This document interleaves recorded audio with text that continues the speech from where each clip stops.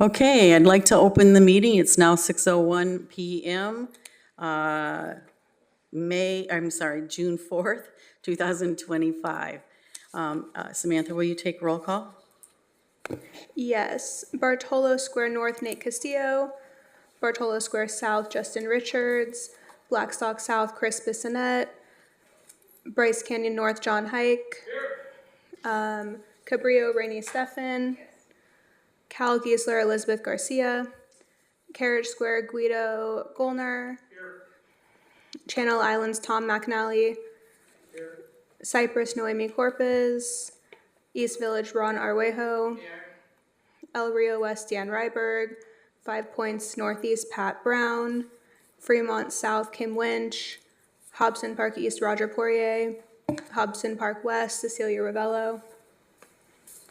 Kamala Park, Robert Lucio. La Colonia, Ramon Lopez. Lemonwood Eastmont, Larry Stein. Orchard Park, Diana Velzy. Present. Oxnard Dunes, Lisa Hewitt. Oxnard Shores, Walt Hagedom. Pleasant Valley Estates, Rosanna Biggerstaff. Redwood, Patrick Harlan. Rio Lindo, Sandy Diaz. River Park, Paul Schneblin. Rose Park, Alfonso Arroyo. Here. Sea Air, Edward Castillo. Seaview Estates, Isaac Calif. Sierra Linda, Sergio Garcia. South Bank, Deb Aravalo. I think we have Vice Chair. Southwind, Sophia Vega. Via Marina, Doug Tauber. Here. Wagon Wheel, Amanda Muir. West Village, Michael Gleason. Wilson, Angela Whitecomb. Windsor North, Brian Landers. And Chair, we have a quorum. Thank you, Samantha. Now, will everybody please stand for the Pledge of Allegiance? Pledge allegiance to the flag of the United States of America and to the republic for which it stands, one nation, under God, indivisible, with liberty and justice for all. And Chair, we do have Vice Chair Chris Bissonette virtually. Thank you. We also have the new chair of River Ridge neighborhood, and his name is Brian Landers. We now have a new neighborhood, and I'd like everybody to welcome Brian Landers and congratulate him on his full e-board for his neighborhood. And thank you, and welcome, Brian. He's online today as well. So is Roger Poirier. So. Welcome. Yeah. So congratulations, Brian, on your neighborhood executive board. Okay. Tonight we're going to forego the approval of minutes. There's some changes that need to be made, and there's no reason to review them tonight until next month. So we're going to skip that tonight and move on to public comments. At this time, a person may address the INCO on matters within the subject matter jurisdiction of the INCO. The INCO cannot enter into detailed discussion or take any action on any items presented during public comments at this time. Such items may only be referred to the Executive Secretary for administrative action or scheduled on a subsequent agenda for discussion. Public comments on items on the agenda will be considered at the time of consideration of the agenda item. Do we have any public comments? Anybody in the audience? No? Anybody online? No? Okay, then let's move on. We're moving quick tonight. New business. Healthy Homes Ventura program, which is, I just wrote it down and I left it somewhere. Oh, here it is. Please welcome Myra Tamayo, Program Administrator for Ventura County Healthy Homes Program. And do you have other people that are going to possibly speak on it as well, or just yourself? I have part of our team is here. Okay, Absolutely. and I'll let you introduce them as needed. Okay, sounds good. Well, thank you, everybody. Thank you for having me here.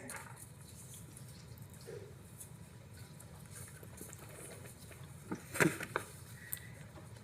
have a PowerPoint. Okay.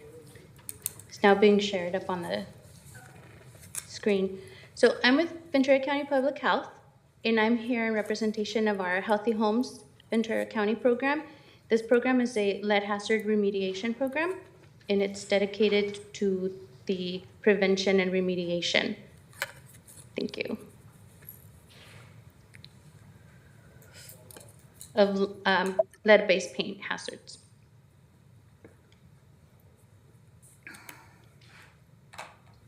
And so who we are, basically, there are two programs that we focus on. One is Healthy Homes, which is funded through federal, state, and private funding. And it's dedicated to, like I said, lead hazard remediation of lead-based paint. And our second program is our Childhood Lead Poisoning Prevention Program, which is a surveillance program of children that already have identified to have elevated blood lead levels.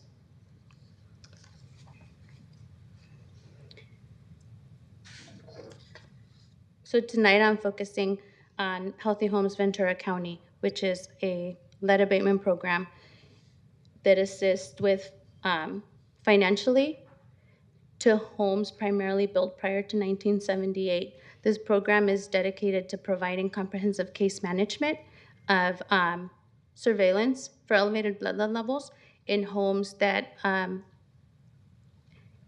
potentially be presumed to have lead-based paint.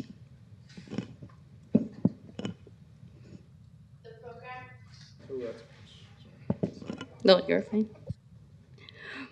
The program provides lead risk assessments, which are inspections on homes to determine whether there is lead-based paint. And if found, then we do have funding to provide lead-based paint remediation with certified contractors. Next, you might be asking yourself, what is lead? So lead is a metal found on Earth, and it's highly toxic to the human body. So buildup of lead in the body is referred to lead poisoning. Throughout history, lead has been known to be found in paint, gas, solder, metals, batteries. And here's some of the sources where you may find lead. We have a picture of a windowsill because these are high friction areas with opening and closing of windows. Culturally, it's been known to be found in home remedies. And you can find it on your hair, skin, shoes, clothes after you've worked on any components that contain lead-based paint. You can find lead in paint. Leaded paint becomes really vibrant, and so it is found in many toys and jewelry. Vibrant colors are attractive to young children, and you can find it in candies, primarily imported from other countries. It can be found in some of the makeup used, in some of the culturally focused pots and pans that you see up on the slide, or a lot of ceramics that are used for decorative use. And again, back to the windowsill with the dust. Lead-based paint dusts when it's deteriorated and it chips. And so if not wiped appropriately with the wet wipe, then you may potentially be spreading that leaded dust.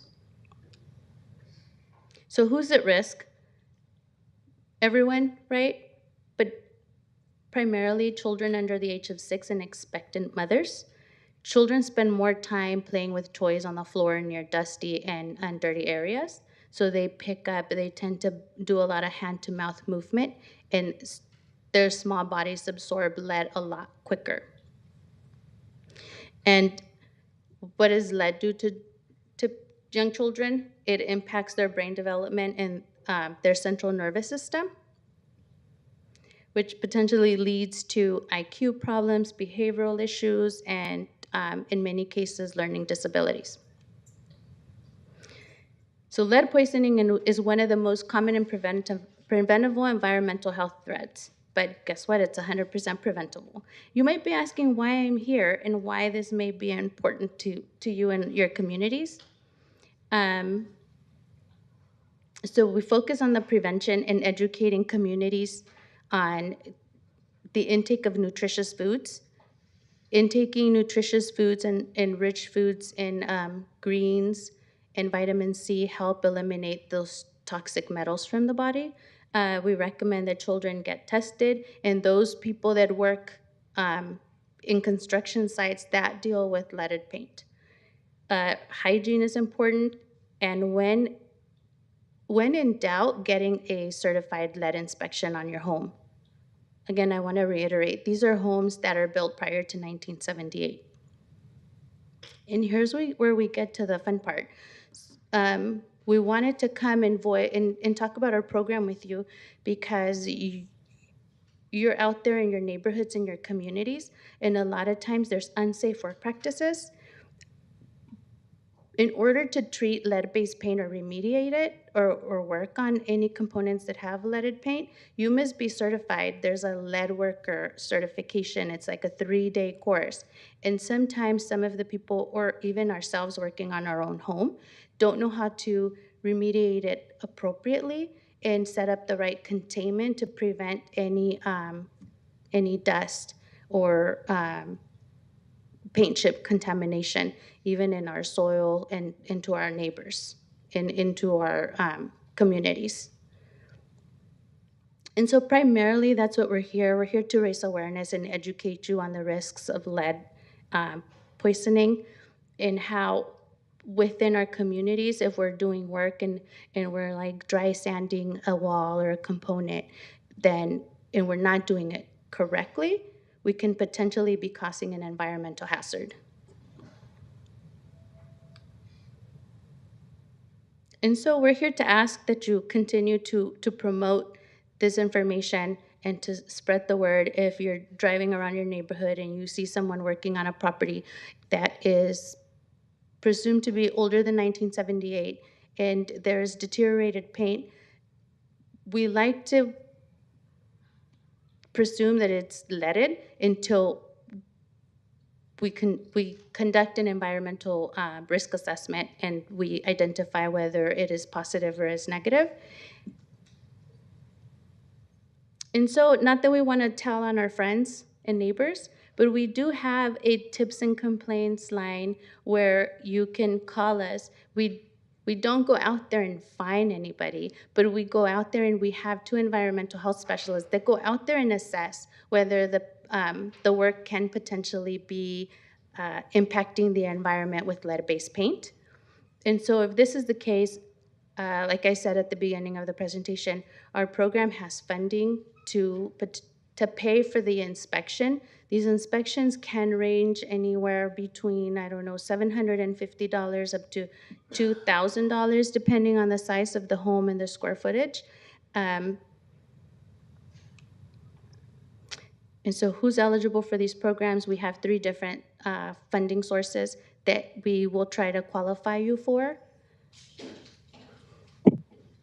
The main source is, or eligibility aspect is that the house needs to be built prior to 1978. So this may not potentially apply to all the neighborhoods in Oxnard, but everybody has a family member that may live in a home that's older than 1978. So the income eligibility is based on the federal levels. It's based on some of the state requirements for income eligibility, and we do give priority to households that have children 6 years of age or pregnant women living in the home or visiting for more than 20% of the time. So if you're a grandparent and you have your grandkids staying over most of the time, you may be eligible. Here's some information on how to reach our program, how to apply, or if you have any questions regarding any of the information that I'm presenting to you today, you can call us, or you can scan the QR code, or email us with any questions. I did bring some flyers tonight, and you can take those, and if nothing comes to mind today, then you can always reach out to our staff, and we'll be happy to, either walk you through some of your questions and concerns or provide more information. I wanted to share a before and after of one of the homes that we've treated here in Oxnard. This home not only had lead-based paint throughout, but there was a big significant amount of lead in the soil, which if you're growing fruits and vegetables in your gardens, then you probably should not be consuming them. So I'll open it up for questions. Does anybody have any questions? I do. Go ahead. Oh, yeah, let's go. You talked about the eligibility for testing. There was 3 items there. Do they have to meet all 3 of the criteria or just one of them? The main, I think the first one would be, is your home built prior to 1978? If it's not, then it's automatically disqualified. Okay. The home needs to be older than 1978. And then the next element that we look at is the income and the household size. If they're not eligible, we have different sources of funding that we can potentially pay for the inspection and Okay. remediation. So this is testing just on the home. Do children get tested? We require that the children get tested, and so we ask that you sign a release of information for the surveillance of those blood levels. Okay. So this is only focusing on lead-based paints on homes, before, was it 1978? Correct. Okay. I don't know, if you're aware of lead's been taken out of automotive fuel. It has not been taken out of aviation fuel, and there's an issue over there at Juarez Lagunas Elementary, being in the airport traffic pattern there. And I think as Doug Portello brought up in Northern California, there was a school up there in Reed Hillview, right next to an airport, same situation, and they were testing the kids there, and they found that they had levels of lead that were pretty much equal to the height of the Flint, Michigan crisis there with lead poison. Is there anything going on with that? Does anybody know anything about that? Through our, here locally, through our childhood lead poisoning prevention program, Yeah. we average about 80 cases a month with children that are that have high elevated blood levels here in Ventura County. And so what that program does, we focus on outreach in those areas of our county that we feel that might have more triggers. We focus on the child daycare centers in those areas, and we work with those daycares to have the children tested. And if there are any elevated blood levels within those children, it goes up to CDPH, which is the California Department of Public Health, and then they become a case on our caseload to start the surveillance and identify whether or not something in their environment is causing the elevated blood levels. What do you know that triggers the, There's a lot of different things in our communities, and that's just in general. Yeah. Highways, lead-based paint. What we find is small children are eating paint chips because they're sweet, right? So, but I mean, there's so many environmental factors. Obviously, the highways, the railroads. Yeah. Is there any efforts being made for, Juan Laguna? At the state level, absolutely. They're looking. That's being done at state level? Yeah.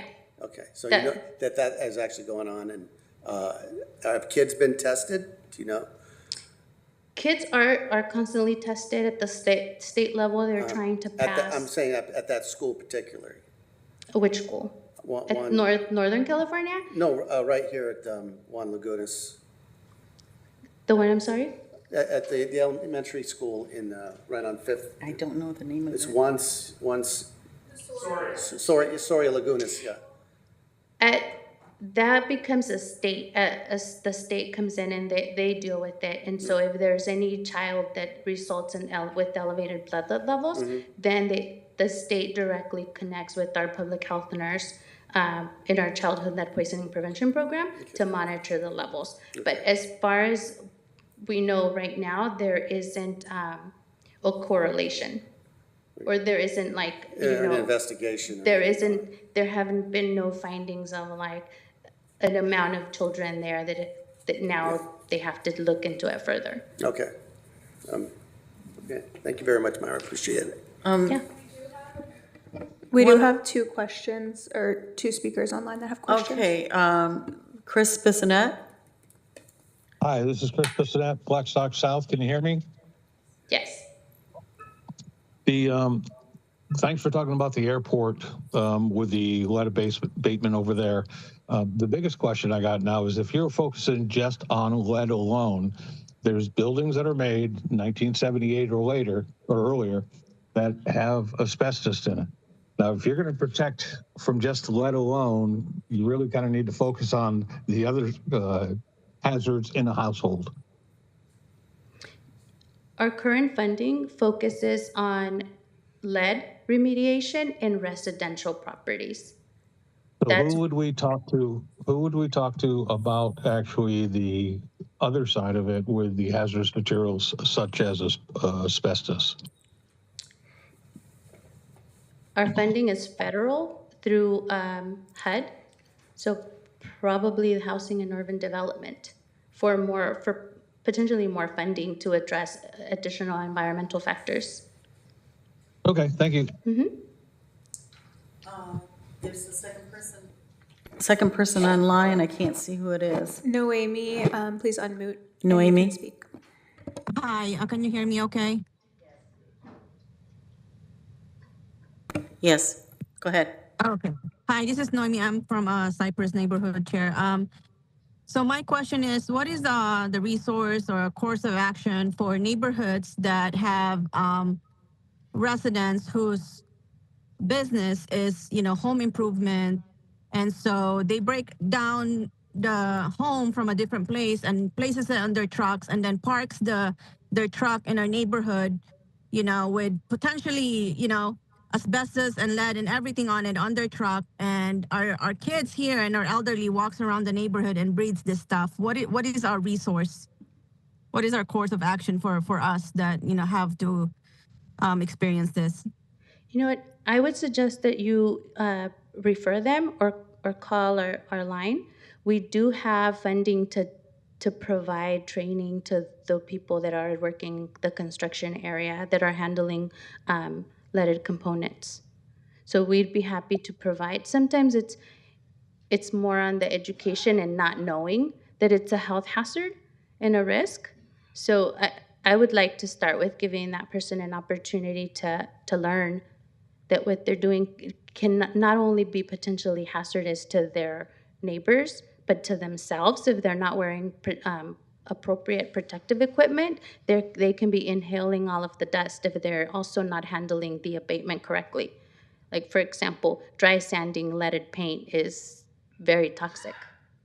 So they may just not be aware. Okay, so we'll call the number that you have posted earlier. Yes, thank you. Okay, sounds good.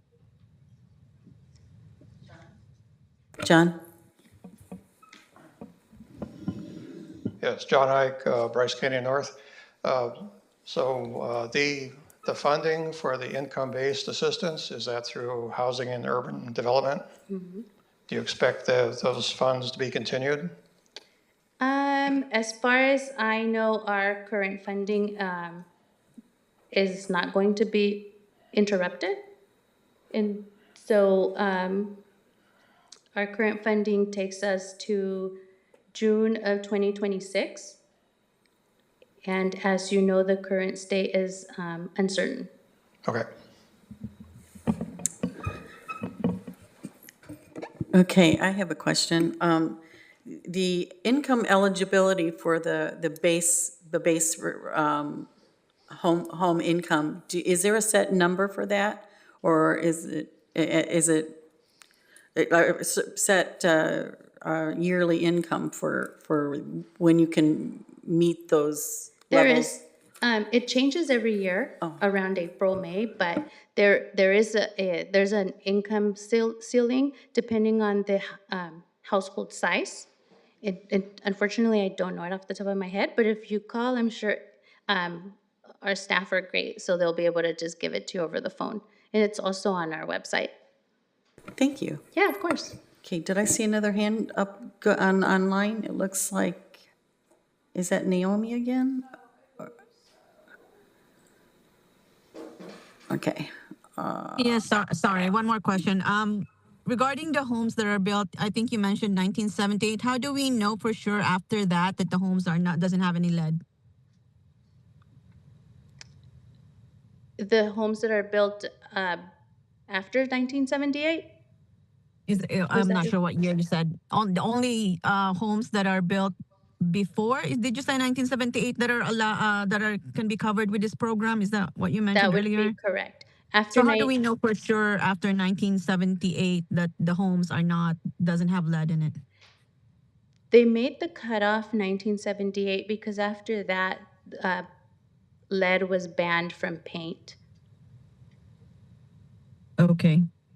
So if say there are some family or children that are showing signs and symptoms of lead poisoning, and then they found out that it's from their home, will they be covered? So that's our other program where there's a child that has been found to have elevated blood levels.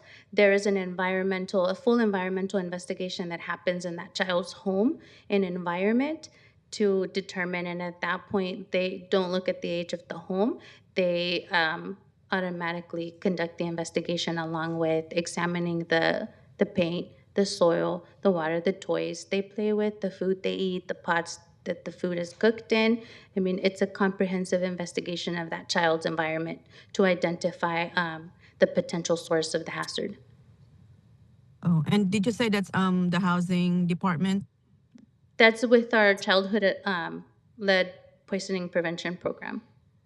Oh, okay. That program is geared towards children that are already lead poisoned, and it's part of surveillance and identifying the hazard.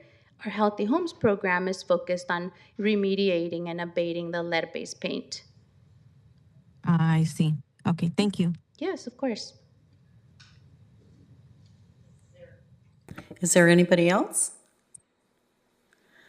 Okay, well, thank you so much for coming and sharing your program with us. Thank you for having us. Thank you. And Chair, we have her presentation so we can share it with everyone via email, so you'll have all that information. Thank you. Okay, now we have two of our own, Chuck Carter and Tom McAnally with Channel Islands Neighborhood. And today they're going to give us an update on the harbor water issues that the INCO general membership received an update from the Channel Islands Neighborhood Council regarding water issues efforts, followed by Q&A.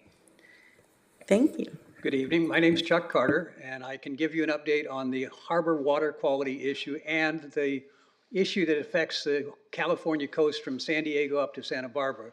You may have read about it in the newspaper. There's an algal bloom. It causes red tide. We see the bioluminescence in the tides. That has come into our harbor. And there's two different types of algal blooms. There's a algal bloom caused by a phytoplankton called luli, and that's fine. It's not harmful. There's an algal bloom caused by a phytoplankton called pseudonychia. That's the one that's toxic, and that's what they call a harmful algal bloom, HAB.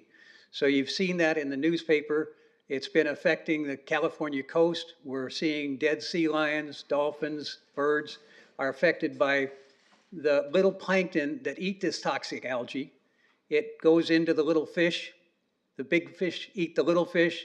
Sea lions and the pelicans and the dolphins eat the big fish. and it works its way up the food chain and bioaccumulates and causes brain seizures, traumas. Half of the sea lions that are exposed to this domoic acid poisoning die. It's a terrible death. They just don't know how to swim, they get disoriented, and they usually die on the beach. We've buried over 100 of them since February, and dolphins and seabirds we haven't even counted. So that's the overall picture of what's happened along the coast. What we're seeing in the harbor is kind of a subset of that. So the harbor has turned brown.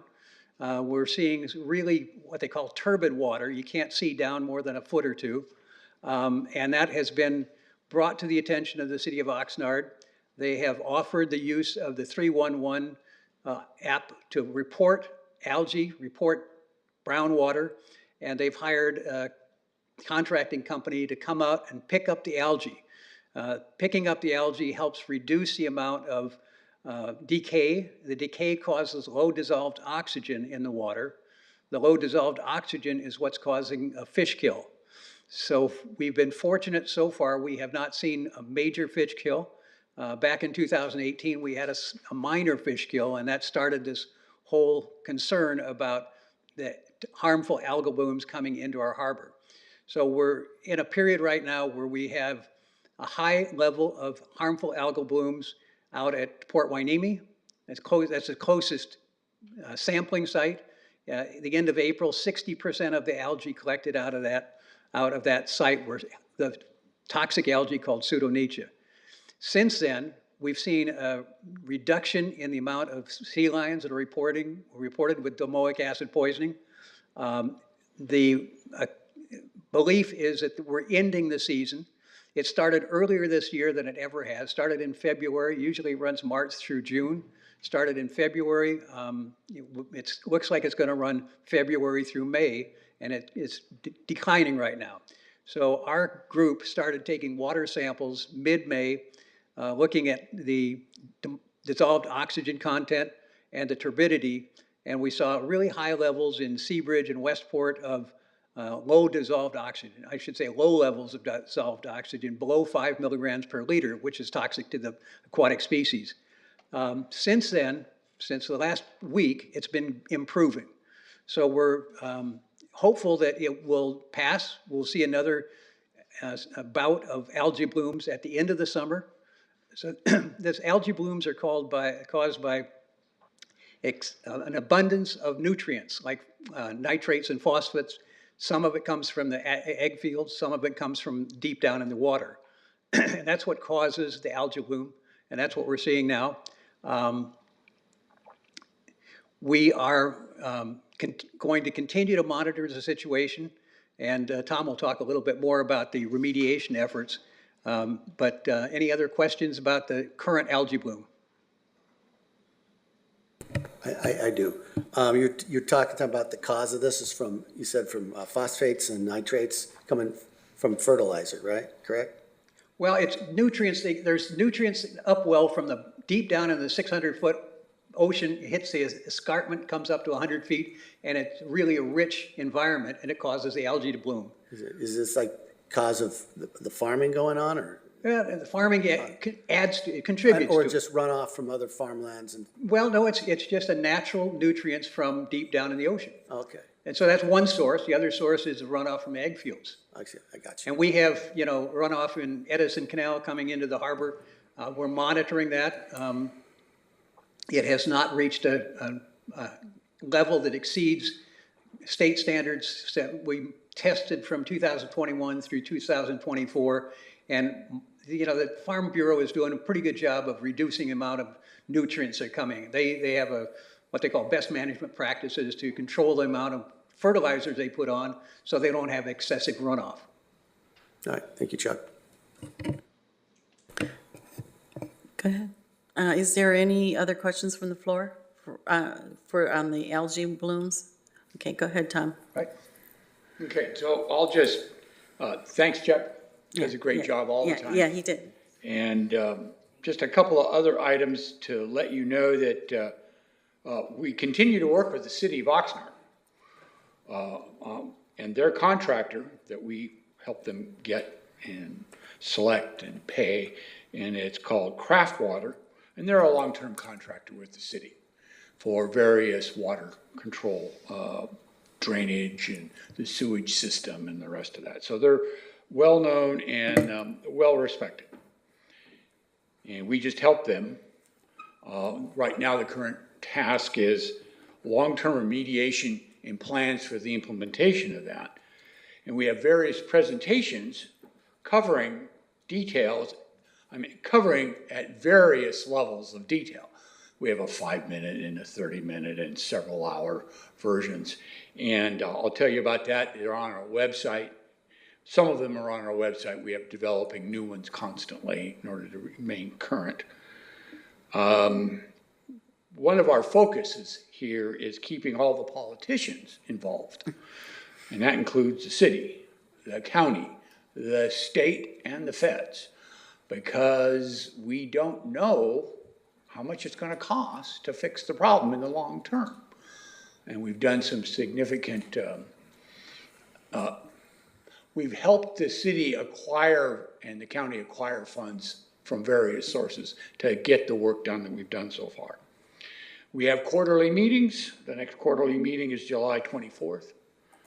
And our website is cineighbors.com. Thank you. Thank you. Thank you very much. Does anybody have any questions for them at this point in time? No?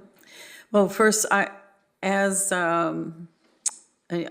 do rescue the wildlife that you referred to that gets sick down there, and to try to take them for treatment for whatever they can, or at least put them down so they can die easily. But I really admire your neighborhood council as how hard they work and the work that you guys do for our city as well as our wildlife. It's amazing, and I wanted to thank you from the bottom of my heart for the work that you guys do for us, and it's much appreciated. Let me clarify. There are multiple organizations that are doing this. The neighborhood council, we're really focused on the water that's north of the bridge. But you're keeping them going. Right. We're Right? keeping them all going, You're but- keeping them going, and that's what I appreciate. The civic pride that you guys put into this work thank you. is fantastic. I wanted to call it that Chuck also belongs to multiple other organizations that specialize. He's even on a team that has call-outs whenever volunteers are needed to help with this wildlife situation. So Chuck's the guy. Well, thank you all. Thank you all. And do you guys have any comments? No? Okay, well, thank you very much. And again, thank you.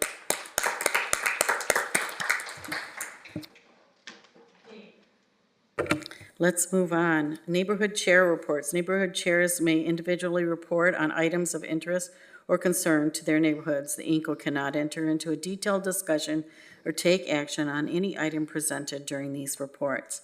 Does anybody have any chair reports? I'm sure there's plenty.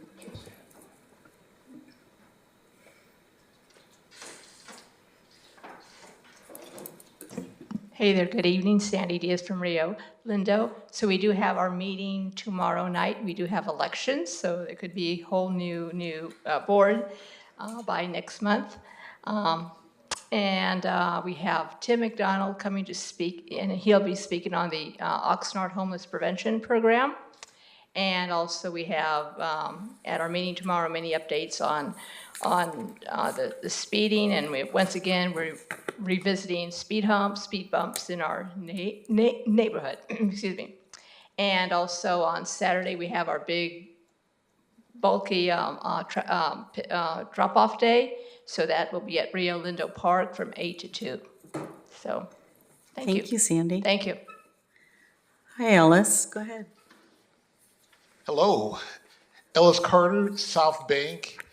I just want to report, we had our meeting Wednesday, May 21st, and it was a very productive meeting because we discussed what's going on in our area. South Bank is over there close to Wagon Wheel, so we're close to the 101. Well, a lot of you have noticed they're putting in that levee, that flood wall right there, and there's just so much commotion about what's going on because it's stopping and going. But that program is a major program that I definitely want to see completed. But what's going on is that they've had environmentalists go over there and they found a bird. So they found a bird in that area. I forgot the name of the bird, but they have to stop their construction. So they stopped that on that side until this bird is breeded and flies away. And they're working on the other side. But what's going on when they work on the other side is delays on that side. So there's going to be a lot of that going on. And this project will probably last sometime this time for another year or so. But it was important because the neighbors had a lot of questions about this because in making this levee, this flood wall, they've had to rip a lot of things down on one side of the freeway where the houses are. So if you drive through there going on the underpass, it's all ripped up, but it was good to hear that they're gonna replace all those sidewalks and those trees and things because that's what people were upset about. But you just won't believe there's a lot of wildlife in that one area. We're talking rabbits, there's canaries, pigeons, everything. And because of all this construction, those animals are actually coming into the neighborhood. So I wake up every morning and I'll see a duck, I'll see different animals, and it'll be like, wow. And coyotes too, that's another thing, coyotes. But other than that, it was good that we got to talk to Jeff Palmer. He's over the program. And this is $1 million program, 3 different agencies, and it's a lot, but I'm glad that he explained it to us. In regards to, I heard about the bulky waste, we are gonna have our bulky items drop off on Saturday, the 21st. So that's gonna be the next thing that we plan on. But in case anyone wants to follow what's going on with that project, you can catch us on South Bank Neighborhood on Facebook as far as dates and update of what's going on with that program though. But that's about it though. Thank you. Okay, thank you, Alice. And before the next speaker comes up to the mic, I just want to correct the record. I said that Brian Landers was online, but he is here in person. And I'd like to welcome our new chair for Windsor North River Ridge. Good evening. So I'm Brian Landers. We have just reinvigorated Windsor's North River Ridge. We do have a cleanup scheduled for September 7th, 8 to 2. I'm working on volunteers and coordinating and so forth and so on. Met with quite a few people and I think it's going to be quite successful. So thank you all. Thank you. Thank you. Welcome. Thank you for stepping up to the plate. Yeah. Sorry. Thanks for stepping up to the plate, running your Absolutely. neighborhood. Yeah. Thanks. And thank you. Hi, good evening. Ronald Arwejo, East Village. We had a great neighborhood meeting, May 21 also. I think that was the day a few neighborhoods had their meetings, and we appreciated the Mayor Pro Tem stepping in for the mayor to present to us on the citywide stuff, along with Councilman Starr. We will be having a national night out, also the first time the East Village will be hosting it when that happens in August in the last 10 years. So that's major props to our vice chair who really wanted to get that going forward for our neighborhood. And I'm really excited that our supervisor, Kelly Long, is planning to be at our August meeting as of now, not just her staff, but her herself. So we'll see if we can get all of those confirmed and actually happen. So thank you very much. Thank you, Ronald. Is there anybody else? Anybody online? Oh, Paul, go ahead. Good evening, everyone. Sorry, I haven't been at for the meetings for the last couple of meetings, but life has an unfortunate tendency to kind of get in the way sometimes. Our last meeting we held in April, and a meeting prior to that, we took input from the community as far as adjustments on the budget for the CFD for River Park. Because it's been kind of a long-standing issue that a portion of the CFD goes to pay for the baseball fields out at the schools, and the community has never been 100% thrilled about that. But we have a subcommittee that it's working with members of the city council that we hope to see an adjustment on that pretty soon. As far as our next meeting, there'll be neighborhood council elections. So we've got that coming up next week, next Wednesday, and we've talked and the chair has been nice enough to ask some folks from the INCO to join us to observe the election. We'll also have a public safety report, a quarterly report on the finances from the CFD. So we have a couple of things to talk about. This election is coming up, and we're also happy to say that construction and repair work has started on the River Park Fountain in Central Park. It's going to be a few months with some big green fences up, but we're looking forward to that, to the end of the year when we're going to have that fountain back and hopefully operating wonderfully again. So, thank you. Thank you, Paul. Does anybody up here have any chair reports? Okay. I do. I have a bunch of things. Tomorrow night is Dunes meeting, and right now the Dunes is working on 6 different things, 6 huge different things. One of them is our street hazards. We're going to start construction, so I'm meeting with the developers tomorrow to talk about how it's going to affect our neighborhood and the traffic and everything like that. We've got some areas that are blind spots that we want to try to get either red curbed or some kind of rectification. We are trying to put in the Dunes Park. We're working on Quimby funds for that, the use of those, to put in like a little walking path area and pickleball courts. We're also working on our wall on Harbor. It's deteriorating, so we're working on how we're going to get that back in order. We're doing our neighborhood cleanup so that our neighborhood is actually going to get together and do some road cleanup and some ivy cleanup. And then the North Shore development, that coming in. So there's a lot of different things going on in the Dunes, and we've got a lot to discuss and work on right now. Our meeting's tomorrow night, so I'll be able to follow up with what happens next month. So thank you. Anybody else? Okay. Alfonso Arroyo, Rose Park. We're gonna have the meeting on June 12th. We're gonna have Jerry Martinez, and we're gonna have election night. That's all I have. Thank you. Okay. Thank you, Alfonso. Anybody online? Nope. Okay. Huh? Oh, I I'm just want sorry. to say, mine is, my neighborhood council meeting is Monday, June 9th. Okay. And again, we're going to have Jerry Martinez. He's been very busy with all the neighborhood councils, very informative, so. Okay. Thank you, Doug. Thank you very much. Okay. That's it. Then let's move on to the executive board reports. Does anybody have an executive board report?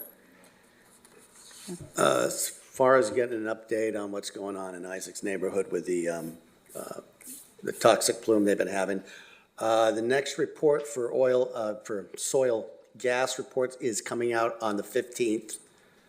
And what else? I think that's it. Yeah, that's all I can think of right now. That's the toxic plume Yeah, next to the airport? yeah, they just did the testing, I think it was February. And so that report, like I said, is gonna be coming out on the 15th.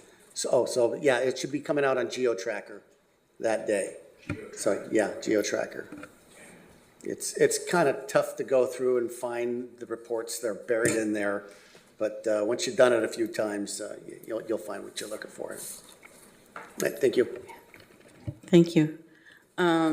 Okay, I've been going through the website, the city website, Inco City website, and there are some corrections that need to be made or added to. One is the Windsor North River Ridge needs to be updated to Brian Landers. Channel Islands neighborhood, Dave Copper told me that Tom is now the chair, so that needs to be updated. And Carriage Square, I don't have the information, but I know that I know from speaking with Len that there is a new chair as of their last meeting, which was, I think, a week or so ago. So we'll have to follow up on that. And then, let's see, I know there's a couple more, I think. Bartolo Square North, the information has to be deleted from that because that is inaccurate, and Bartolo Square South is also inaccurate, so that information needs to be deleted. And that's it for updating our INCO website. But if you guys ever look at our INCO website, if you see any errors or misspellings or anything like that, or incorrect information, just let us know, either the executive board or Samantha, or and we'll try to get it updated and to be corrected so that our information that's going out to our residents is correct. And that's all I have right now. And the web address she's referring to is oxnard.gov/neighborhoods. I just remembered what else I was going to mention about the gas, toxic plume.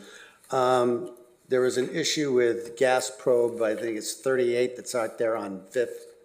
That's got exceedingly high levels of TCE. And when they looked at the maps, it was kind of indicative of a sewer line being contaminated. I did talk to Michael Wolf about it. He actually had the water tested and it came out negative, but when I brought this up with Jim Ryan at the water board, he said that's actually wouldn't show up in the water, it would show up in form of gas. It's pretty simple, they stick a tube down the manhole and they sniff it. But I didn't report that back to Michael Wolf because it's really not the city's expense to do that. It's supposed to be done by the, I guess, paid for by the polluter, Newman Wayback. They're supposed to be paying for that, but I do appreciate Michael Wolf. Is there a way we can get it to the polluter I did talk to him about it, yeah, but I don't know what they're, we're gonna find out what happens on this report and comes what out on the 15th. steps we need to take, if Yeah. we need to take any, okay. Oh, wait, let me apologize for being late, too. I got a job, and my DM was there, and I couldn't leave. I'm so sorry. And Dune's got a website. What is it, oxnarddunes.org, I want to say? We got to thank our awesome resident for putting that all together for us and working so hard on it. So. Okay, all right, and then if that's it for the executive board reports, let's move on to future agenda items. Does anybody out here have any recommendations for future agenda items that they'd like to see? Anything that their neighborhoods are working on, especially that they feel that should be shared in a more detailed manner that could be affecting all of us? Any agenda items that anybody wants to recommend? Good evening, folks. I'd like to make a suggestion that we have folks from animal control come down and talk about general issues with pets and animals, like the folks from South Bank mentioned the coyotes and some of the other various animals and what can be done about them. That's becoming more and more a concern of the folks in the neighborhoods. Okay, that's a good one. I do know, though, that wildlife has to be left alone. If they're in your backyard, if they're in your attic, you can do something about it. But if they're in your backyard, I've seen that coyote. Yeah, they're coming to our neighborhood too right now. So yeah, but it's a good one. Yeah. Yeah, it's in the dunes. It's in your neighborhood. Yeah. Oh yeah, there's a few of them. Sometimes they have cats in them. Okay. Anybody else? Anybody else? No. Okay.